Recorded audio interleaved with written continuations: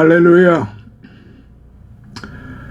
지난 시간에 이어서 신약성경 마태복음 14장 14-4편을 이제 시작하도록 하겠습니다. 지난 시간에 말씀드린 것처럼 성경에는 바로 이 14장 지금 앞부분에 제가 말씀드린 것처럼 헤롯 안디바의 이후 행적에 대해서는 크게 언급하지 않습니다.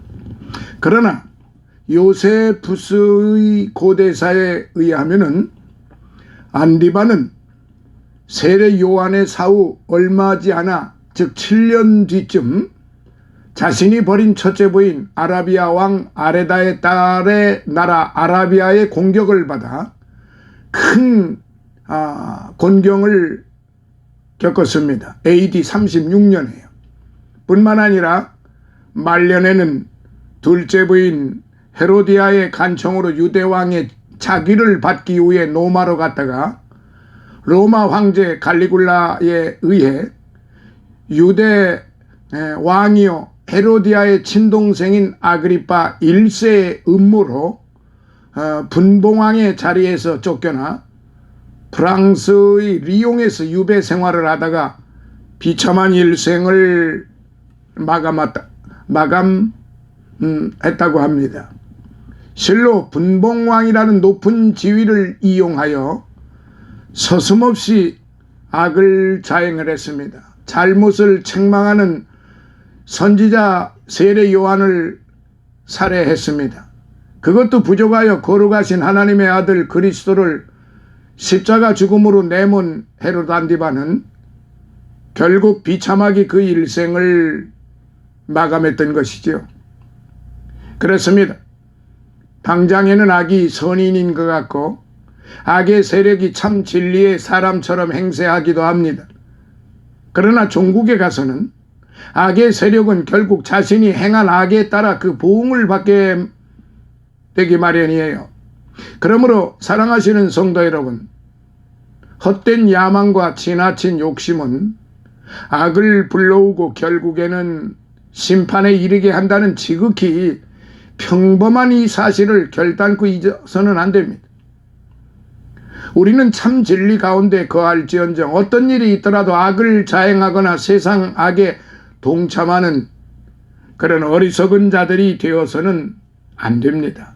디모데전서 6장 6절, 디모데후서 2장 15절, 베드로전서 2장 12절에 바로 이와 같은 말씀이 기록이 되어 있음을 꼭 보시기 바랍니다.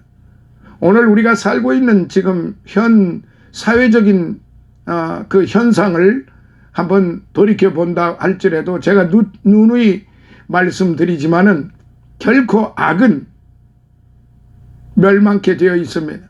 잠시 승한 것 같아도 그 악의 세력들, 악행을 저지르는 자들은 결단코 보응을 받게 되어 있다는 사실을 오늘 저와 여러분들이 결코 잊어서는 아니 될 것이며 또 그런 자들은 지금이라도 올바른 길로 가야 한다는 사실을 말씀드리고 싶은 것입니다.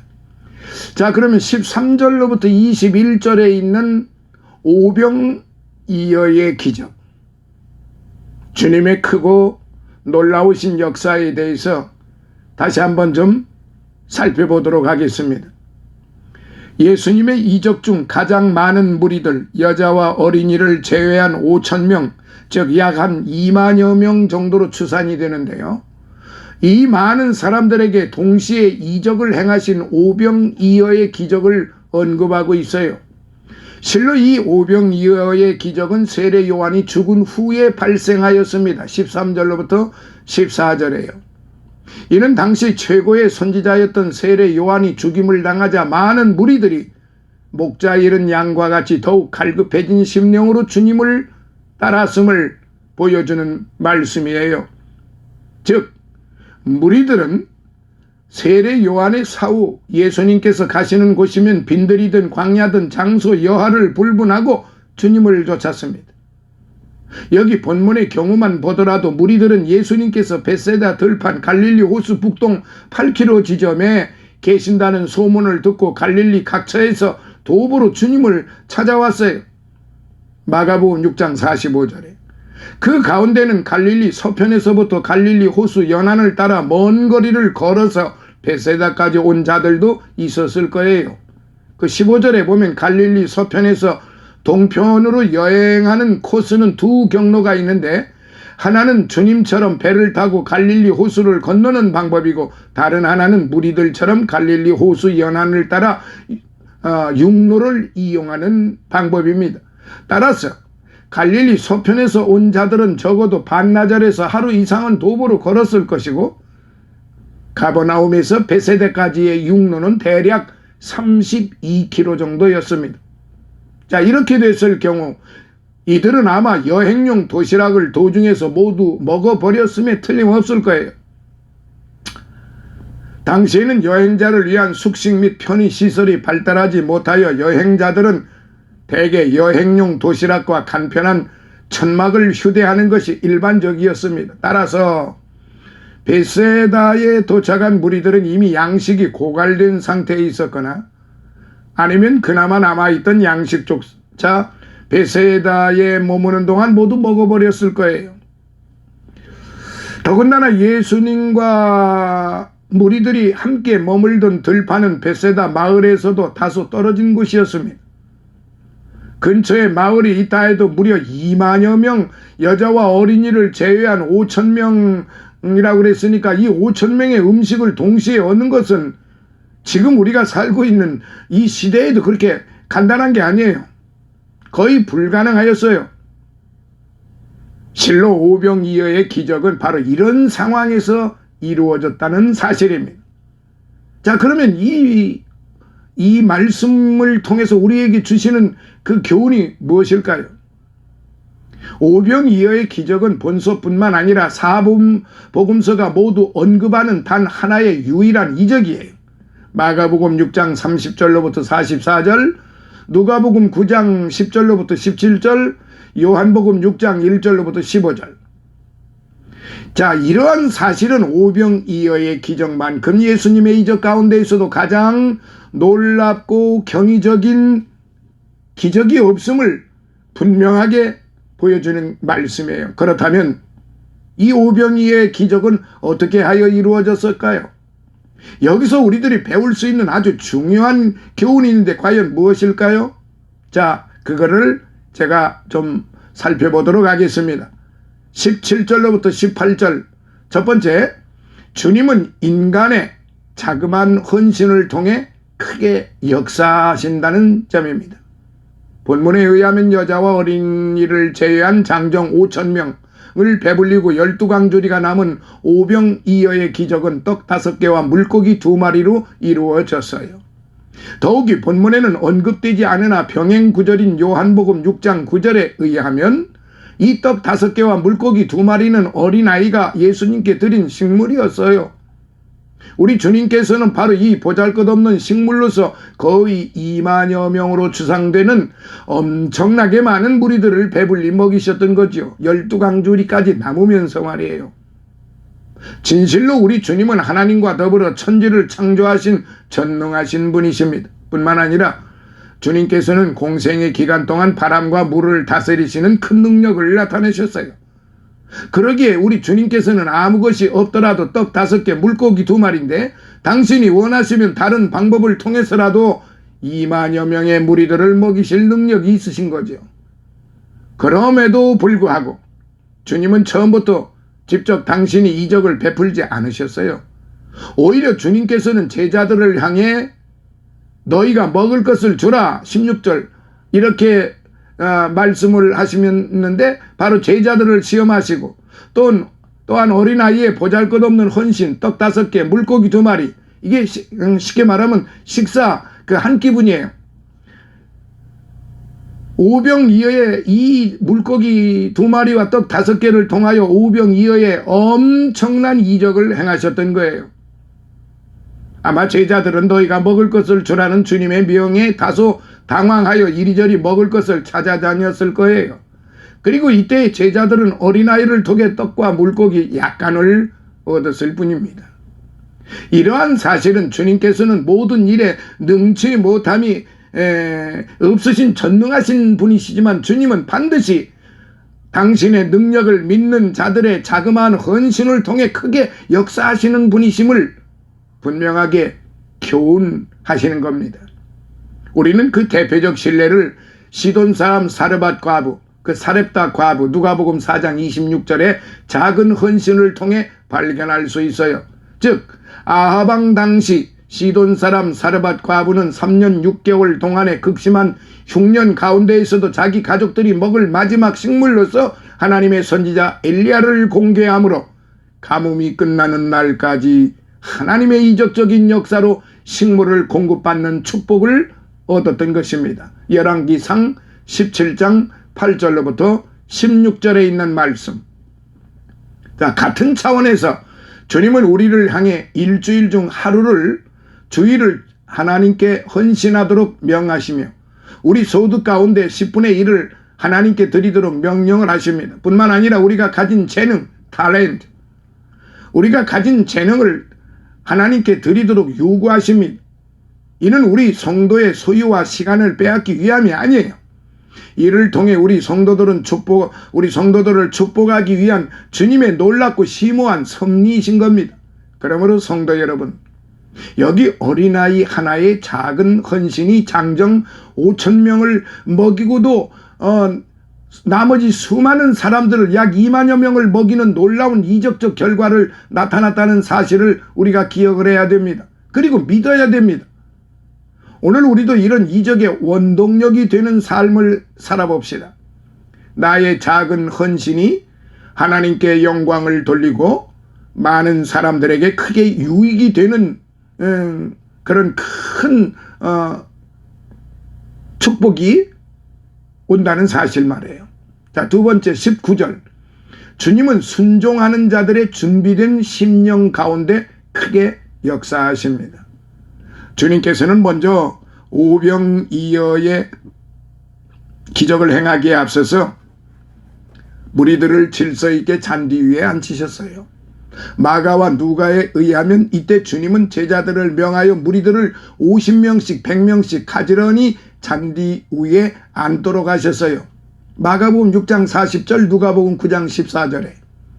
이는 곧 지치고 굶주린 무리들이 떡을 나눌 때 혼란 겪는 것을 사전에 방지하고 질서 있게 떡과 물고기를 나누기 위함이었던 것입니다. 그러나 여기서 중요한 사실은 아무리 사소한 일일지언정 주님께서는 당신의 명령에 순종하는 준비된 심령들을 통해 크게 역사하신 거예요. 이처럼 참으로 주님의 은혜를 사모하는 자들은 우선 주님의 명령에 겸손히 순응하고 은혜 받기에 합당한 마음 자세를 갖추어야 한다는 사실이죠. 우리는 그 대표적 신뢰를 문둥병에서 고침받은 아람의 군대 장관 나아만에게서도 찾아볼 수 있음.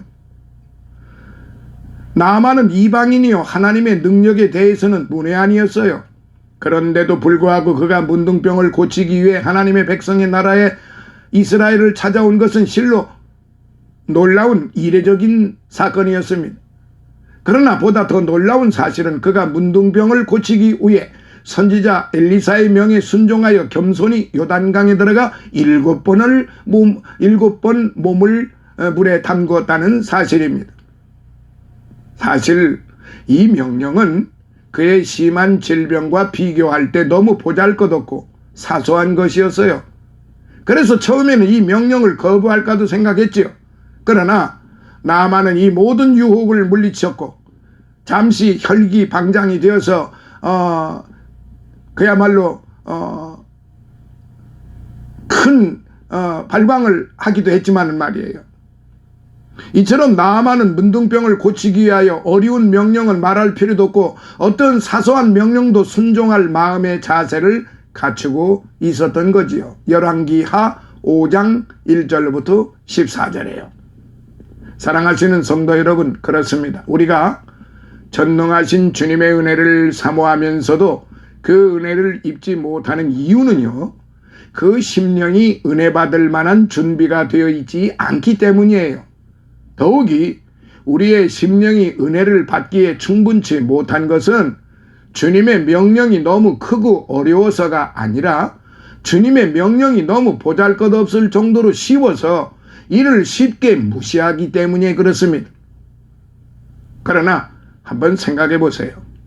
만약 본문에서 무리들이 서로 먼저 떡을 먹기 위해 주님의 명령을 무시하고 아비규환을 이루었다면 과연 이 놀라운 오병이어의 기적이 일어날 수 있었겠습니까? 그러므로 성도 여러분, 하나님의 교회는 질서의 교회입니다. 질서가 있어야 되는 거예요. 하나님은 진정 갈급하는 심령으로 주님의 은혜를 갈급하는 자에게 은혜를 주신다고 그랬습니다. 오늘 성도 여러분은 진정 갈급하는 심령으로 주님의 은혜를 사모하고 계십니까? 순전한 마음으로요. 이런저런 생각 다 버리고요. 그렇다면 먼저 당신의 마음 문을 주님 향해 열으시고 주님께서 주시는 은혜를 받을 준비 자세를 갖추어야 되지 않을까요? 주님의 은혜는 바로 이런 자들에게 베풀어진다는 사실입니다. 주님은 세 번째 19절이에요. 주님은 감사하는 손길 위에 크게 역사하십니다. 주님께서는 무리들을 질서 있게 가지런히 앉히신 후에 떡을 떼기에 앞서 먼저 하늘을 향해 감사 기도를 드렸습니다. 비록 본문에는 언급되지 않았으나 전승에 의하면 기도의 내용은 이러한 듯합니다. 우리에게 떡을 내려주신 주 여호와 우리 하나님을 찬송하나이다. 이렇게 말해요. 사실 전능하신 주님께서는 당신이 직접 어린아이가 드린 떡과 물고기를 축복하시고 이적을 베푸실 수도 있었어요. 그러나 주님은 많은 무리들을 향해 항상 일용할 양식에 감사하며 나아가서 감사의 삶을 생활하도록 교훈하시기 위해 몸소 하늘에 계신 하나님께 감사의 기도를 드리셨던 것이지요. 이처럼 감사하는 삶은 성도로 하여금 무한한 축복의 길로 인도하는 큰 능력을 받습니다. 이는 일용할 양식뿐만 아니라 성도의 모든 일상생활에서도 마찬가지예요. 더욱이 당장 현실적으로 감사할 조건을 찾을 수 없는 상황에서도 성도는 감사의 조건을 찾고 감사할 줄 알아야 하는 거죠. 본문에 예수님께서 오병이어의 기적이 일어나기 전에 먼저 하나님께 감사드린 것은요, 당장의 감사의 조건을 찾지 못하는 가운데에서도 성도는 감사를 생활해야 한다는 사실을 교훈해 지는 것입니다. 우리는 일평생 감사의 삶을 산 그 대표적 신뢰를 사도 바울에게서 찾아볼 수 있어요. 즉 바울은 기쁠 때뿐만 아니라 능력과 궁핍과 핍박과 곤란 속에서도 오히려 자신의 나약함을 감사하였고, 이는 곧 자신이 약할 때 하나님의 능력은 더욱 강하게 역사한다는 바울의 강한 확신과 믿음 때문이었습니다. 고린도후서 12장 10절에. 마찬가지예요. 오늘 우리 성도 역시 이러한 확신과 믿음이 있다면 세상에 불평과 원망할 일은 하나도 없어요. 아니, 오히려 자신의 약한 것이 감사의 조건이요 궁핍과 핍박이 감사의 제목이 됩니다. 그래서 철저히 감사의 삶을 산 사도 바울은 환난 가운데에서 고통하는데 그러면서도 데살로니가 교인들을 향해서 항상 기뻐하라, 쉬지 말고 기도하라, 범사에 감사하라, 이는 그리스도 예수 안에서 너희를 향하신 하나님의 뜻이니라. 데살로니가전서 5장 16절로부터 18절 이렇게 말씀을 하셨어요.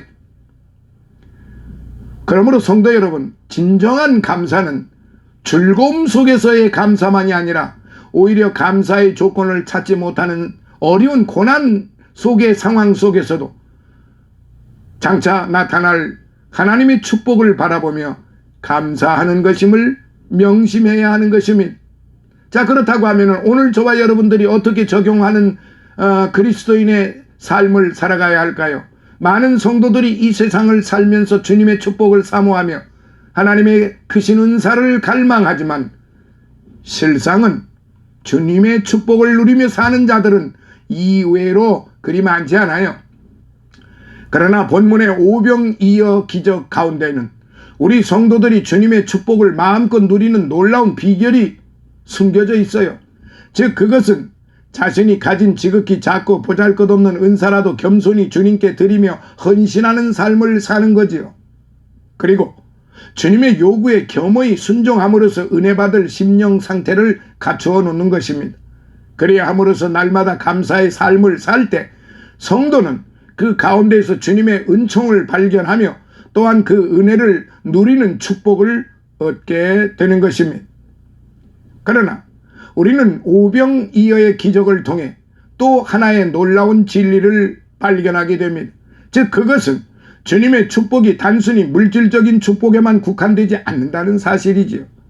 아니 오히려 주님의 축복은 물질적인 것이 아니라 영적이며 지상적인 것이 아니라 천상적인 거예요. 이러한 사실은 오병이어의 기적이 주님의 순환 1년을 남겨둔 6월절 가운데 어떤 시점에서 이루어졌다는 점에서 더욱 분명히 나타나고 있습니다. 요한복음 6장 4절. 사랑하시는 성도 여러분, 그러면 어찌하여 주님께서는 6월절이 가까운 때에 이런 오병이어의 기적을 통해 많은 무리들에게 풍성한 육의 양식을 먹여주셨을까요?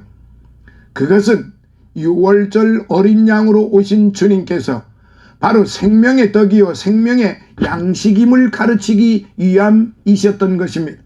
사랑하시는 성도 여러분, 오늘 이 말씀을 들으신 가운데 요한복음 6장 32절로부터 58절에 있는 말씀을 꼭 찾아서 읽어보시기 바랍니다. 그러므로 성도 여러분, 우리 성도는 궁극적으로 영원히 없어지지 않을 이 놀라운 생명의 떡이신 주님만을 사모해야 합니다. 진실로 신령한 떡이요 생명의 양식이며 영생의 근원이신 주님을 소유하는 것보다 더 크고 놀라운 축복은 이 세상에 아무것도 없다는 것입니다. 요한복음 6장 27절, 35절, 48절로부터 51절. 그러니까 제가 조금 전에 말씀드린 대로 요한복음 6장 32절로부터 58절까지 꼭 읽어보시기를 바랍니다. 예, 오늘은 여기까지 마치도록 하겠습니다. 다음 시간에 14-5편에서 이제 이 14장을 마무리하도록 그렇게 하겠습니다. 다음 시간에는 22절로부터 36절 바다 위를 걸으신 주님 안심하라 내니 두려워 말라 라고 이렇게 말씀을 베드로에게 하셨죠. 제자들에게. 그러므로 14-5편에서 14장을 마무리하도록 하겠습니다. 감사합니다. 다음 시간에 다시 만나요. 감사합니다.